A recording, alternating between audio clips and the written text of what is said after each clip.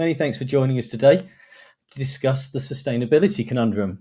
We seem to have a pretty good crowd in. I think we've got about 31 people on the call, so thank you very much for joining. My name is Brett Simnett, Consulting Director at Friends Studio. So over the next 45 to 50 minutes, along with my colleagues Alex Nichols, Nina Kiefer and Vicky Wright, we're going to offer our views on how sustainability reporting needs to be more strategic and forward-looking in its focus. We're also delighted to be joined by Stuart Lambert from strategic comms agency Blurred, who will be talking about Sustainability 3.0, a new era of pragmatic sustainability action and communications. We are living in an age of real uncertainty, global political turmoil, regional conflict, and increasing scepticism around climate change and sustainability of our planet. Companies are having to navigate this uncertain world, along with ever-increasing reporting regulatory disclosure, and reflect on their business strategies and their sustainability strategies. Today, we are here to ask, has sustainability really become a dirty word and a distraction to creating real change? And do we think sustainability reporting has lost its way in terms of its purpose? We are very keen this session is about opinion and debate. So please use the Q&A panel on your right to ask questions as we go. We'll keep track of these and try to answer them at the end. We want to understand your views and the challenges that you all face. Please also note today's session is being recorded. So let me hand over to Nina Kiefer, who is going to give you some context to our discussion today. Thank you, Brett. Yeah, well, what is going on? So over the past year or so, we've seen a number of different trends emerge. As Brett already mentioned, there's growing sustainability skepticism, such as questioning the link between human activity and climate change and the value of diversity initiatives. On the other hand, we're seeing the rollout of complex new reporting frameworks, such as CSRD in Europe and ISSB or the IFRS sustainability standards in the rest of the world.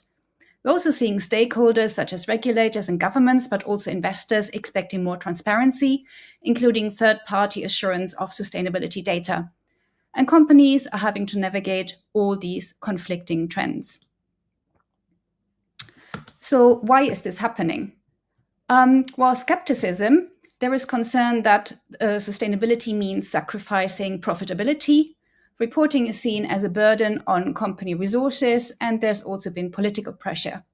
And in the case of reporting frameworks and transparency, that is a response to unsubstantiated claims such as greenwashing. Communication is often focused on doing good or regulatory compliance rather than on demonstrating measurable progress on key issues relevant for the business. And data availability and quality lags that of financial data.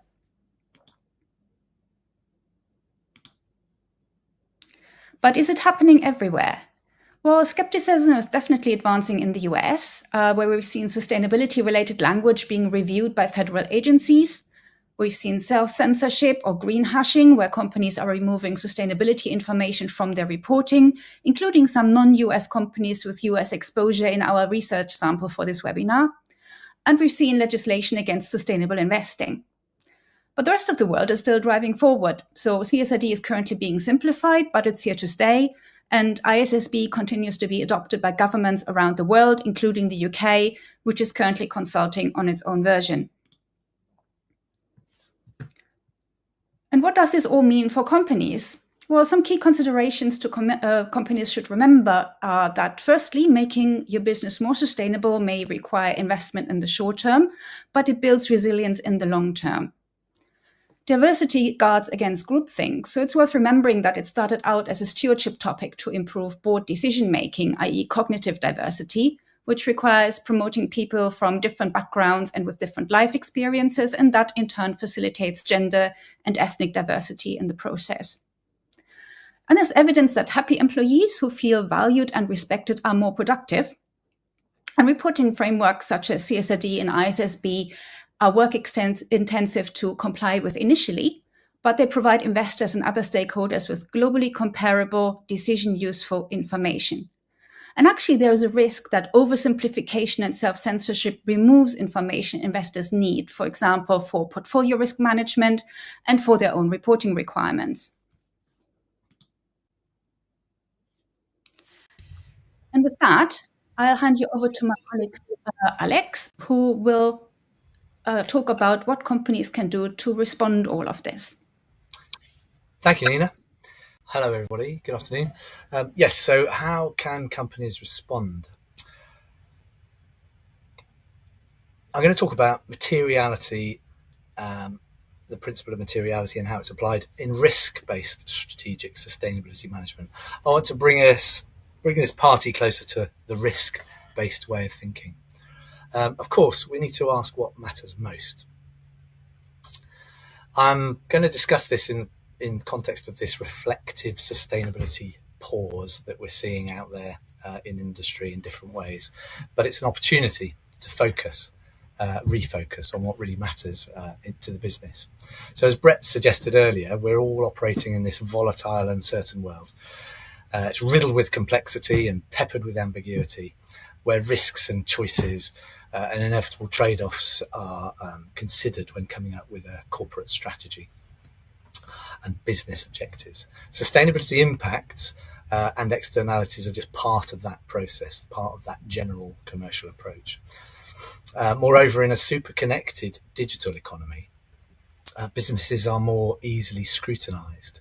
They always have been. We used to call it the CNN world many, many years ago when we ran training courses. Negative impacts are often revealed pretty much instantly, and misinformation risks are also concurrently present and emerging and evolving. So it therefore follows that wider risks, such as supply chain labour conditions, for instance, they will likely affect corporate financial and reputational positions in some way. Makes sense. The way it's done, using modern risk management, is steadily adapting. That process of risk management is adapting, but doing so without losing sight of the moral case.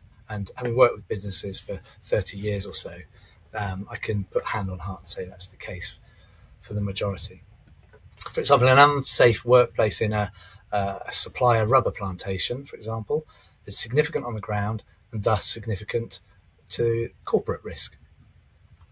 The significance of the exposure to the risk will vary depending on certain criteria and on which stakeholder group you may talk to. Risk assessment scores account for this. Risk-based materiality is a response in the uncertain times. It means some level of marriage between the functional operating team, so impact management, for example, and corporate risk, so the policy and the standards work inside. It means determining risk acceptance thresholds using better and sort of knitted together teams and information on safety, on health, environment, community, etc. I would like to refer to some recent research by colleagues in the industry that shows that, somewhat disappointingly, they do say, only 29% of business have integrated or aligned their materiality process into their enterprise risk management systems, their ERM systems. The majority, 62%, keep the identification of sustainability-based financial risks and opportunities separate from their ERM processes. So when a risk control fails, something happens and an impact is the outcome. The risk of it happening has two elements: severity and likelihood. Severity is how bad, if it occurs. The likelihood is the probability of it happening. You may see a 5x5 risk matrix in use in certain companies with these two factors shown. Consequence and likelihood descriptions help fill it in. So how do companies in their reports grapple with this? Examples from a range of top reporters can help show it. I've listed a few here on the screen. BHP, they use comprehensive data points. That's very common in the extractors industry, it's very mature reporters. Or deep dive analyses, such as their economic contribution reports. Their climate transition document covers risk, obviously. It's low. The risk for them is low. See page 45. They connect the GRI impact materiality process to risk management via sets of links. Their in-depth risk factors embrace sustainability and safety. See page 66. If you're interested, offline.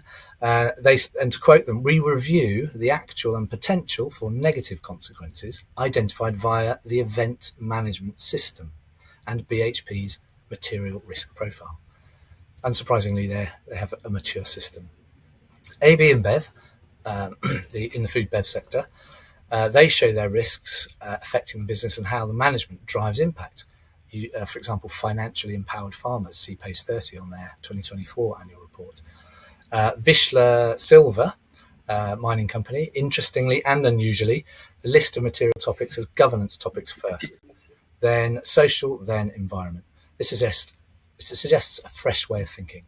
BP, they elevate safety like as a precursor in the report section, which is, again, another interesting approach. Novo Nordisk, if I just pop to the next slide. It's a slightly more expansive, busy slide than I prefer, but it's a mature risk-based approach. It features enterprise risk management.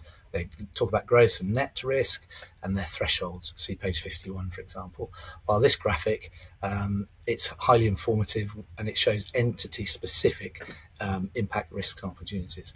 And those are the high-scoring ones. So I quite like that tailored approach. Anyway, back to risk and impact. So if something bad happens, it means one or more risk controls has failed.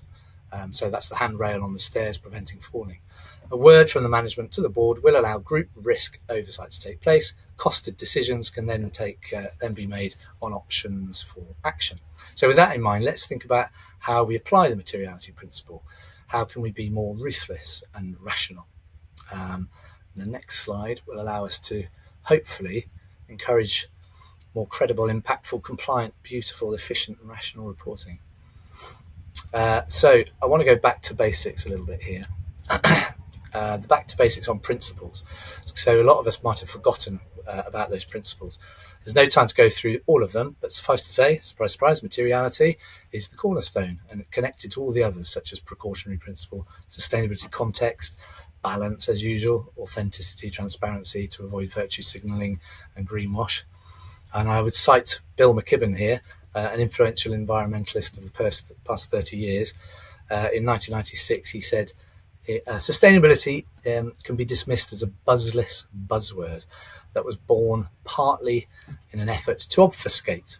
He also thought it would never catch on in mainstream society. Well, he's wrong about the catchiness, but he has a point about obfuscation. Look, remember, only material topics matter, so let's avoid that. Decent materiality analysis is connected to enterprise risk and covers impacts and financial effects. It will meet the requirements of IFRS S1 and S2, so that's a good start. But as we adhere to IFRS, UK SRS, CSRD on single or double materiality, let's please make it rational and confident with a dose of perhaps ruthlessness. So in practice, this means check that your judgments about relative priority of topics align with your mission, your vision, your core values, however woolly those may be. Ensure a good marriage between materiality and risk.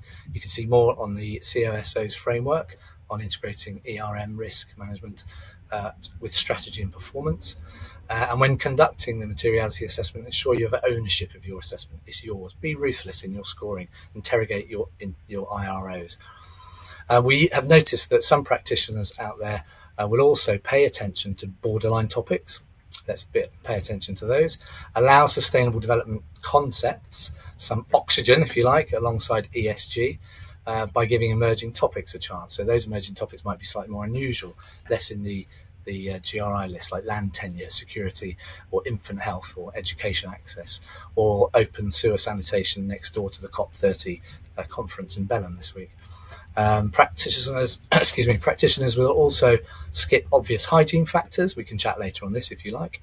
They'll make stakeholder engagement leaner and sharper. They might avoid score creep, and they will reduce duplication and attract board level praise by recognising topics that have a financial effect but not significant societal impact as a commercial risk.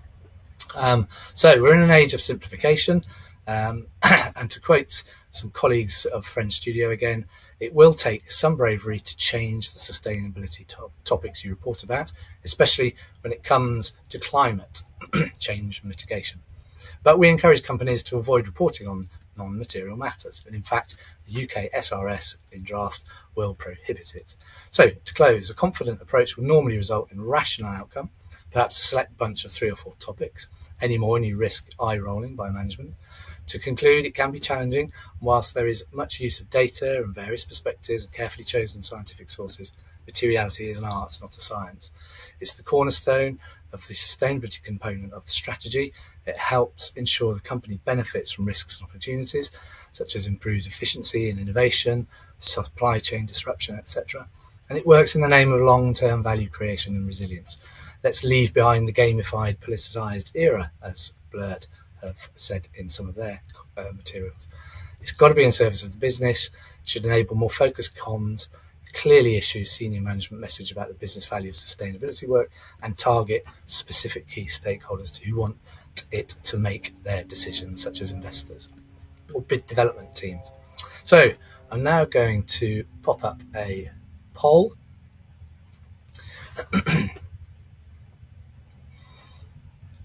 Get you engaged, and I'm going to ask you in this poll, has your company done a materiality assessment? Great. Got a few coming in now. Oh, that's good. It's almost, we've got somebody coming in with no plans. That's excellent. It was almost a third, the donut that I can see, the pie chart. Okay, so it's some people are doing double, some are doing single. It's almost a 30% split across the first three questions, but we've got a couple of people have no plans to do it. Maybe they don't work in an industry which is, perhaps a company which is sizable enough. Well, that's good. So I'd say 2/3 of you are up and running. So that's great. And then I can move on and hand back over to Nina. Thank you, Nina. Thank you, Alex. So, how can companies use sustainability as a strategic tool? The answer is, as you have guessed, materiality. So there was 3 benefits to materiality. The first benefit is that it supports long-term value creation and protection. And it does this by helping companies identify risks, as Alex has just mentioned, such as supply chain disruption, but also opportunities such as innovation and efficiency improvements, and impacts on environment and people that, if left unmanaged, can become impacts on the business, for example, regulatory fines, consumer boycotts, or employee turnover. And I'd like to show some examples to illustrate that. So the first example comes from Ørsted, who have done a materiality assessment. And in the illustration that you can see here, they clearly show the impacts, risks, and opportunities they have identified along their value chain. And that includes things such as dependence on critical raw materials and concerns in the local community. But in addition to this, they also show on this page here how each impact, risk, or opportunity has scored in their materiality assessment. So here we're looking at climate change, and you can clearly see is this a risk or an opportunity, and the level of materiality has scored. So crucial, significant, and so on. The next example is from Coca-Cola HBC, who have also done a double materiality assessment. And what we're looking at here is their risk section in the annual report, and that shows the risks and opportunities the materiality assessment has helped them identify. So here, for example, it's the impact of climate change on the cost and availability of water. And for each risk, they show the link to their corporate strategy, key drivers, consequences, mitigation actions they have taken, and outlook. And just to provide a real-life example, here's a recent news story to illustrate why considering sustainability risk is important. So Perrier's business is at risk due to climate change because their operations are located near the Mediterranean coast. The area is densely populated, it's heavily farmed and very hot. It increasingly suffers from flooding, which allows chemicals and human waste to drain into the ground. It also suffers from droughts, so there is less water in the ground, so any contamination becomes more concentrated. And Perrier pumps this water out of the ground, so it now has to be filtered. And there is a question over whether this water can continue to be sold as natural mineral water as defined under EU law.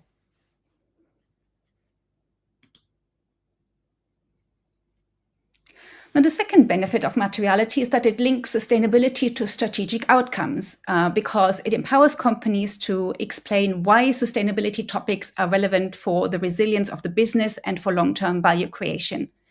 It allows them to outline their action plans for addressing these topics, and set clear performance metrics and targets to show measurable progress in addressing them.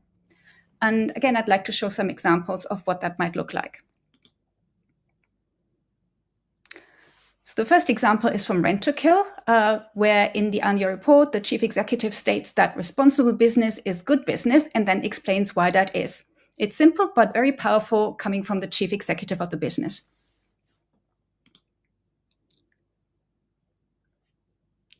The next example is, I'm afraid, another mining company, Antofagasta, and they show in how their strategic framework enables them to achieve their purpose of delivering a better future. They do this by explaining that their success as a company depends on achieving that purpose. And they achieve that purpose by focusing on 5 strategic pillars, including safety and sustainability, and people and culture. And the strategy is then shown to be underpinned by values such as operating responsibly and with a long-term vision. The next example comes from BAT, and here the ESG strategy, Sustainable Future, is integrated into the group strategy as one of 3 strategic pillars. You can see there, the green one in the middle. Because it is completely integrated into the group strategy, in the strategy overview, it is discussed on equal footing with the other strategy pillars. The company has carried out a double materiality assessment and uses color coding to clearly align the material topics with the 5 impact areas of the ESG strategy that we've just seen in the previous slide. So each impact area has its own color. And in the performance overview, the impact areas, time-bound targets, and the company's progress towards achieving them are clearly aligned, again supported with color coding. And that actually goes all the way through to executive remuneration, which includes metrics for the impact areas climate change and tobacco harm reduction. And just to also show an example from a standalone sustainability report. So SSE has also done a materiality assessment, and here they list their most material topics. There is no separate ESG strategy. So sustainability is fully integrated into the group strategy. And the report kicks off with this dashboard here, which clearly shows the company's 4 business goals to 2030, and they're all sustainability related. And then on the section dividers that follow throughout the report, you can see each of the company's sustainability areas shown in relation to the performance metrics against the business goals and KPIs. And again, in the annual report, that goes all the way through to remuneration, which includes metrics for safety and progress against the 2030 goals.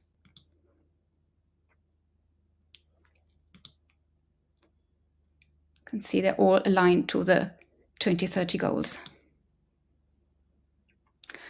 And the third benefit of materiality is that it facilitates shorter, sharper reporting because it frames the narrative around issues that really matter to the business, rather than just doing good or complying with regulation. This ensures that precious reporting space is dedicated to relevant, decision-useful information, and that in turn keeps the page count manageable because focusing on the most material topics means fewer pages of disclosures. And that helps to structure reporting suites because companies can report on material topics in the annual report, where the primary audience is investors who need data, and they can use topic-specific reports to target wider audiences, such as employees. And that trend is actually driven by regulation because CSRD and ISSB both expect material topics to be discussed in the annual report and be linked to the strategy, risk management, governance, and financial statements. And I'd like to now show some examples for each type of report. So a key example for reporting material topics in the annual report is, of course, the sustainability statement that's now required under CSRD. So here we're looking at Coca-Cola Europe-Pacific Partners. They list the material topics identified through the double materiality assessment that they have carried out. They list the impacts, risks, and opportunities related to these topics, and then they go on to report on the policies, actions, and metrics and targets they have put in place for managing them. And it doesn't have to be boring. So as you can see, they're using infographics and even case studies to bring this often very dry-looking disclosure to life. The next example is for a topic-specific report aimed at a specialist audience, and that's the Net Zero report. So what we're looking at here is Sage Group's climate report, which explains in great technical detail how to get the company and its customers to net zero. So as you can see, there's lots of data and infographics, and the report is also aligned with the Transition Plan Task Force or TPT framework, and is using tags to clearly indicate this alignment. And we'll probably see more of this type of report as ISSB continues to be rolled out, because TPT is now part of the ISSB universe.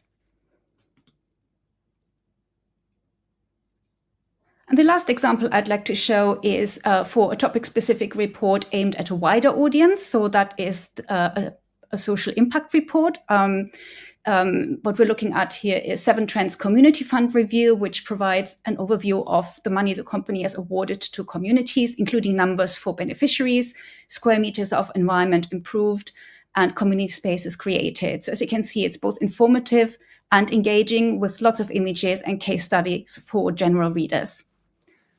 And with that, I'll pass you on to Brett and Vicky, who will ask, are audiences getting what they really want? Thanks very much, Nina, and thanks very much, Alex. Hopefully you've got lots of questions around everything they've talked to. I know I have a few, so do throw them into the Q&A if you do have time. So Alex and Nina have talked a lot about, sorry, I just changed the slide. I've talked a lot about sustainability reporting being more focused and strategic. We totally understand the regulatory pressures on reporting, but do we really know who is reading the content and what they want from your reporting? To really benefit from reporting, we need to think about what we want to get out of the process and what your audiences want from it. So what is the purpose of your report beyond reporting on measurement? And do you really know who is reading your report? The big question is, how do you know beyond pure guesswork? Creating reports within a print PDF format limits the power of analytics and AI. So how do you ever know what content people are reading? Where are they from? And how did they find you? Your only tool at the moment is download analysis. So what is the best way to connect with them beyond just creating a PDF? Well, our advice is to think before you do. Don't just produce a report in PDF format because it's what you've always done. Think about the channels and the formats you can use to maximize the reach of your content. Consider where your strategic and regulatory content sits and interacts with each other. So is online XBRL a better option for your sustainability content? So even if your report is just about compliance, remember AI won't see it buried in a PDF. So it will search less reliable sources. Vicky? Thanks, Brett. So we also need to think about how we can make sure that audiences are both inspired by reporting, but also how that really powerful storytelling can be grounded with evidence. So audiences need both, but how do you seamlessly combine the two in your reporting? So start by setting your strategic direction really clearly, outline your strategy and explain how it aligns with your core mission and values. And clearly link your strategy with your material ESG issues. And this helps to set up the context for why you're focusing on specific areas. And then to help anchor what you're saying with evidence in a really engaging way, think about using case studies and employee spotlights to show how your data translates into real world impact. Case studies can make abstract concepts relatable and help to build an emotional connection with readers. So use infographics and charts to present complex data really clearly, and these can also help to make key takeaways easy to digest. We'd also suggest making sure you just really keep everything simple and visual, avoid jargon or overly complex language, and substantiate your claims. So back up all environmental claims with robust evidence and consider third-party verification to add that extra layer of credibility. And lastly, consider using a digital approach. So digital first formats can really help to connect the story to the detail, as it's easy for users to switch between the storytelling and the data disclosures through online navigation.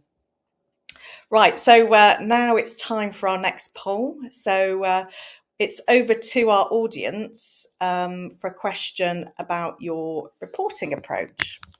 So I'll watch the poll, hopefully you can see that. So does your report make an effort to inspire the reader, provide evidence for strategic outcomes, or just tick disclosure boxes. So if you could all submit your answer, just reveal the answers. Okay, so encouragingly, very encouragingly, most of you have said your report provides evidence for strategic outcomes. Just a few have said that it's to tick disclosure boxes, and similar amount make an effort to inspire the readers. So there's an overall trend there, definitely, with that link to providing strategic outcomes, which is great to see. So much of what we've talked about today is understanding the purpose of your reporting, making it strategic and engaging and considering your audiences. But I'm afraid we can never treat the report as job done. We all create such amazing, detail-rich content through the reporting process that's a crying shame it gets left in a static and inaccessible format. So it's really important to maximise the return on investment by repurposing content wherever possible. Social media, presentations, news feeds, and case studies. It's all about keeping the buzz around your successes and your strategy. Go beyond that one moment in time with the report to all year-round communications. And ensuring your report is accessible is critical as well. Looking beyond that static PDF, ensuring your report is accessible to all those search engines and AI. So multi-formats, linkage, and maintaining a cadence around your content across the year. A great example of this is Oakley Capital, the private equity firm. They produced a truly digital-first responsible investment report showcasing how complex information can be distilled into a digestible, easy-to-use online format with intuitive navigation and enhanced readability. Now, given the report is not printed and the vast majority of readers access report online, it just made sense for the digital-first process to lead the design and production, replacing print-first design processes. Now, it's estimated that 75% of stakeholders rely solely on their mobile phone to access digital information. I'm sure that doesn't surprise most of you. And Oakley ensure their reporting content lives beyond that report, which I was talking about earlier upon. So using short Voxbox style films to promote the report, as well as using the content to inform their annual sustainability forum, again, promoting across social media through films and posts. Vicky?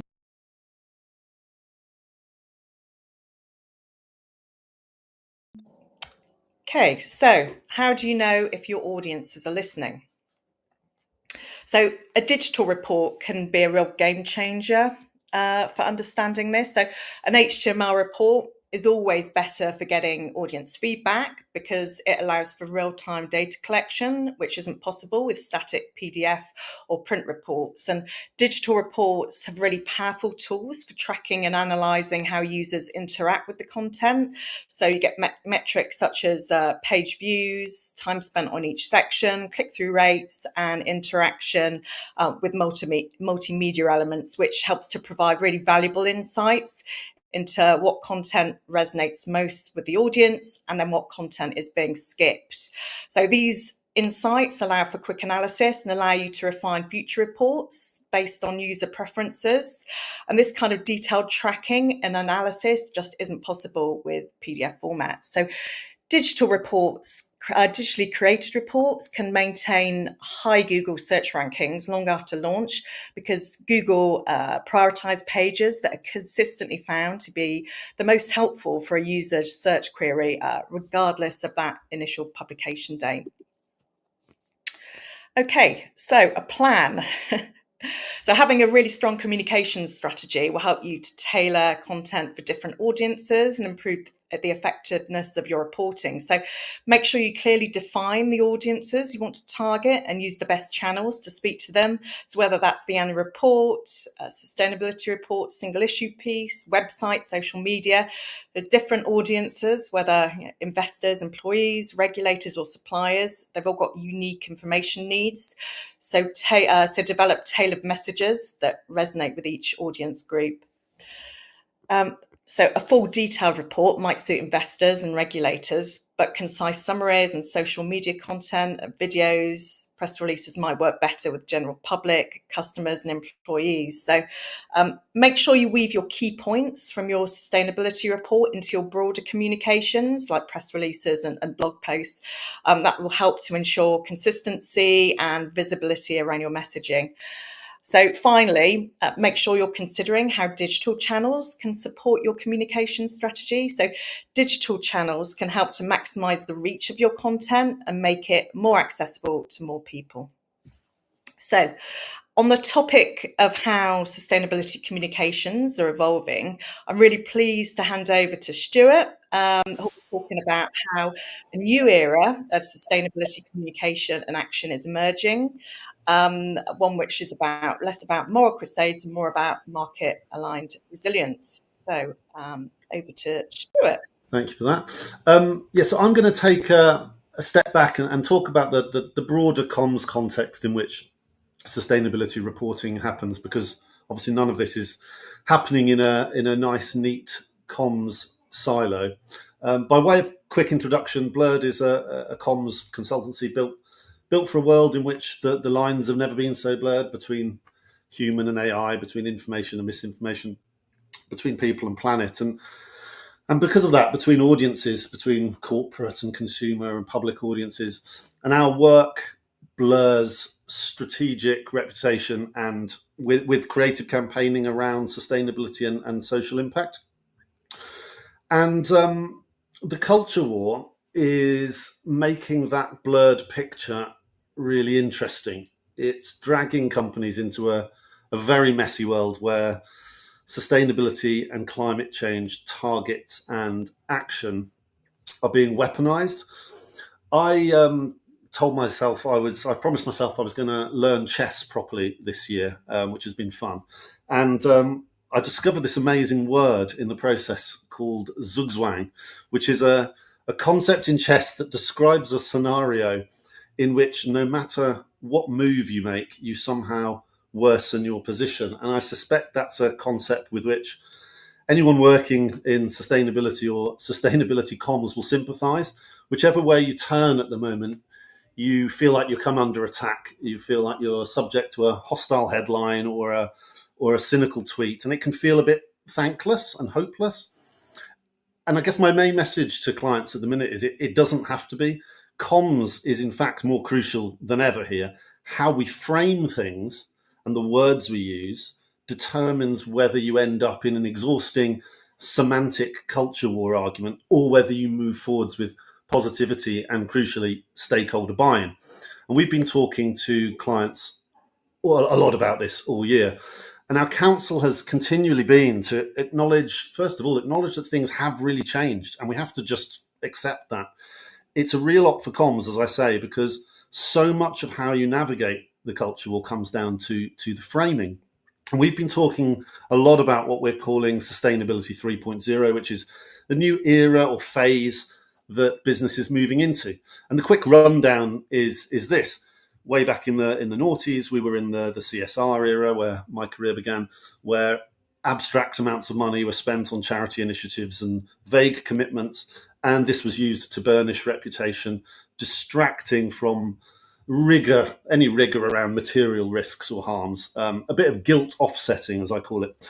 Things got a bit better as third-party certifications like fair trade and organic came in. There was some external validation there, but it was a bit niche, not a driver of systemic change. And then came ESG, which is the era that's just coming to an end, I think. ESG, an ESG-defined period that brought the language and pressure and power of the capital markets to bear on the issue. A company's attitude towards environmental and social risk factors was a good proxy for its attitude to all risks. So investors loved it, but it became gamified. It became a bit of a checkbox system focused on achieving a score rather than real impact. And by driving so much legislation, particularly at an EU level, it also became a deeply political and politicized acronym.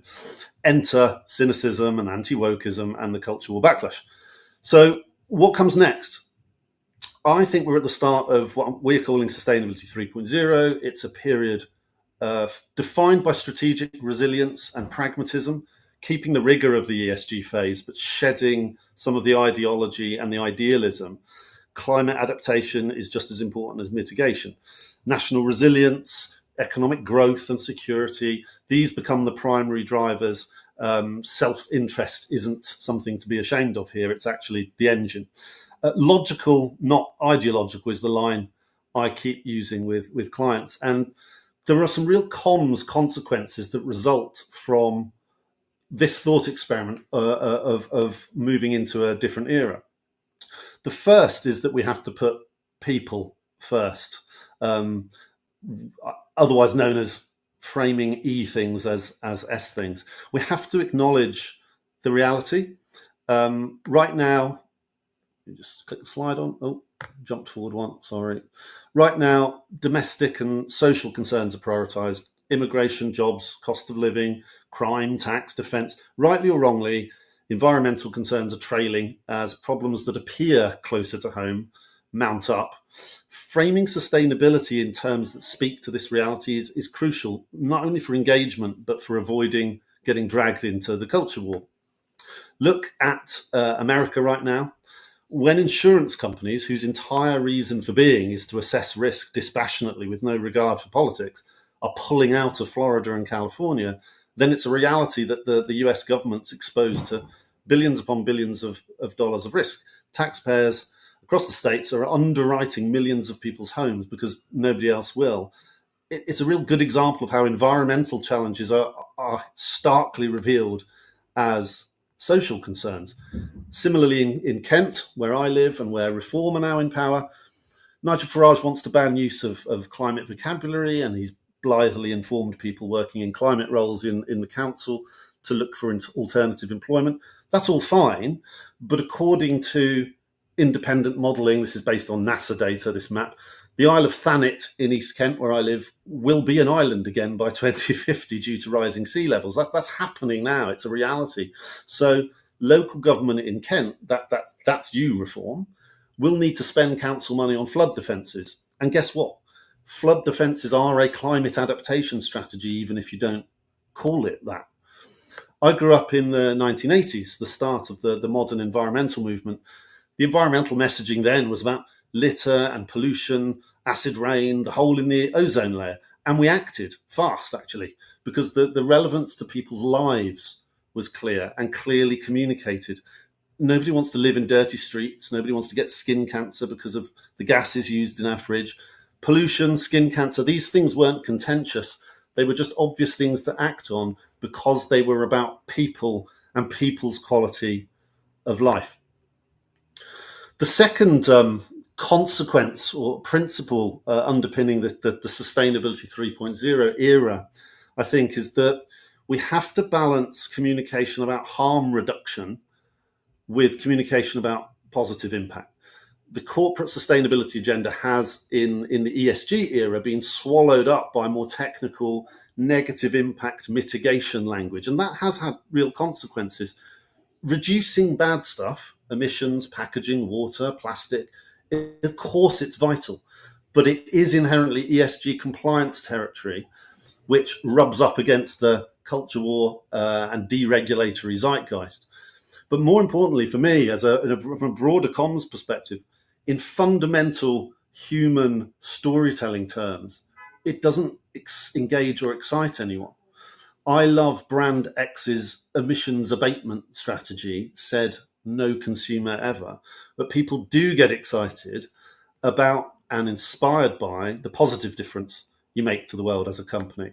So think of the outpouring of emotion at the apparent demise of the Body Shop. That wasn't because of brilliant products, but because we felt the Body Shop was special. It was different. It stood for something positive. It did some real good in the world. In these culture war times, publicly focusing on provable positive impact to society or people's lives is as crucial a part of your comms narrative and your reporting, actually, as how you're mitigating harm XYZ. We can't drown in reporting only about how we're reducing negatives or firefighting social harms and lose sight of the need to stand for something, to show, not tell, your values and purpose, to mean something to people investors reading your reports are people. By doing things that matter to people, to society in a real way, in the real world. What's really needed is for companies to apply the measurement and governance rigor of ESG, the harm reduction agenda, to their positive impact strategy and make proper disclosures about it and report against it and tell a brand story about it. That's where impact for people and planet will align with impact on profit. Bayer's a really good example of a company doing this well. They've actually got 3 specific positive impact goals which underpin their purpose, and they all focus on helping people in some way. Environmental sustainability is delivered here through the prism of people. Take that first goal. This is about supporting farmers with new sustainable technologies and finance and partnerships. 97% of the world's farmers farm on less than 10 hectares of land. They face acute challenges from extreme weather and crop disease, and they're often using wasteful, inefficient, unsustainable practices in terms of water and chemical use. So by helping them increase their yields sustainably, Bayer actually achieves environmental improvement as a consequence of helping those people. There aren't many good examples like this. We've done the research and found 5 companies in the FTSE 100 that are of companies who are anchoring their sustainability work with a meaningful, robust, positive impact goal that's focused on helping people in some way. Not because it's hard, but because I don't think we've been smart enough about joining up these dots from a comms point of view.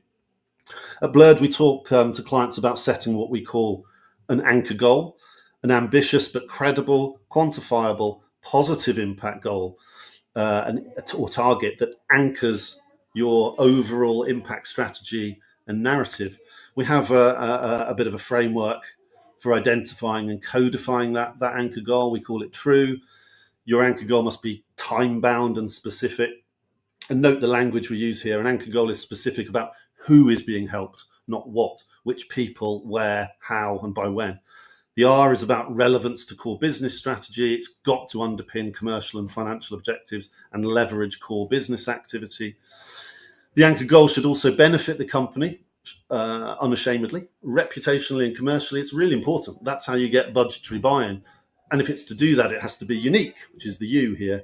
The goal and the delivery of the promise it makes must differentiate the company on a local and or global stage. And lastly, the impact it promises must be enduring. This is about outcomes that have a lasting positive impact on the well-being of people and thereby planet. So make it about people, make it about positive impact, not just harm reduction. And that is also how you align with government agenda, which is the third principle, I think, of effective comms in this pragmatic sustainability 3.0 era. We have to frame the work and impact programs in terms of how they contribute to the non-contentious priorities that voters and ministers share across all parties of national resilience, national renewal, growth, cost of living, jobs. Pretty inarguable stuff. And there's a good thought experiment here. You know, if you talk about spending billions on wind turbines to meet your net zero 2050 goal, you can sadly expect a cynical headline or two. But investing in renewable energy because it's important we protect British people from energy price shocks and because it's important for our national energy self-reliance and security, suddenly it's not the same thing, is not ideological, it's just logical. And the energy sector is a great example. There are others. Food, I think, is a good one as well. But the energy sector is a great example of where the overlap between the sustainability agenda and a national resilience agenda is really obvious. You only have to look at the EU's scramble to rid itself of its reliance on Russian gas by investing in renewables to see that a self-reliant, safe, resilient energy strategy is a clean energy strategy, not ideological, just logical. So to summarize this little quick section, we're in an age of pragmatism. We need a strategic reset around sustainability that makes it about people's lives and preferably as local and proximate as possible. No abstract and intellectually nonsensical saving the planet stuff. It needs to focus on positive impact, not just harm reduction. What is our company doing to improve people's lives in this geography in a specific way? and do all of this in a way that aligns with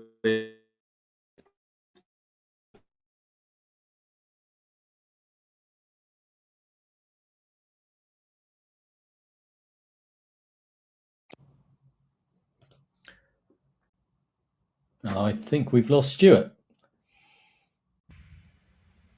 Yeah, we seem to have lost Stuart, unfortunately. He got halfway through mid-sentence. Sorry about that. But luckily, on his last slide. Stuart, you're back. That's me done. Perfect. Thank you, Stuart. Thanks very much. I think that was really interesting. Without those clear strategic goals, if you've got clear strategic goals, suddenly measurement becomes relevant.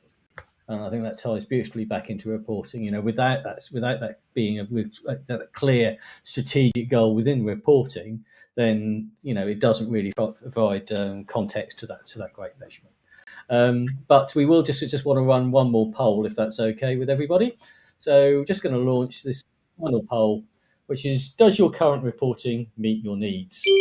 Yes, it reaches our audiences, tells a strategic story, and meets our obligations. No, it doesn't have a clear purpose or role. Not sure. We haven't even discussed why we report. Okay, so that's quite an even split we're getting there, actually, in terms of those. We've got a lot of people who are saying, yeah, we've really thought about how we're reporting. We think about our audiences. So we're up to 35% of the participants talking about we tell a really clear story. We got about a quarter of you saying no, we don't. It doesn't really have a clear purpose. We just report because we report. And finally, and we've got over 40% saying actually we're not sure. We haven't really discussed why we go through the process. Thank you very much for that, everybody. That was really insightful. So, like I say, we've been doing Q&As as we've been going through, and I won't sit here because of time, and we'll go through those. But thank you very much for the questions, and we've been trying to answer those questions on the chat. It's been really quite interesting that a lot of the conversations have been how do we make sure that sustainability is on the agenda with the board, and who's making those decisions around what's material, and how do we actually put sustainability at front and center of group strategy or company strategy? And that is, I have to admit, is a real challenge. But once the board starts recognizing that sustainability can have positive change, not just for their stakeholders, for the business, and have a positive change for the bottom line, then that's when sustainability becomes front and center of your group strategy. So again, lots of those answers to those questions are on the chat, and we'll send those around after the event. So again, thank you very, very much for everybody attending today and all your useful contributions. We will be sending all attendees the slides from the day. And of course, we're always open to continuing the conversation. If you'd like a one-to-one with anybody you heard from today, please do just drop us a line. Again, thanks very much to everybody, and please enjoy the rest of your afternoon.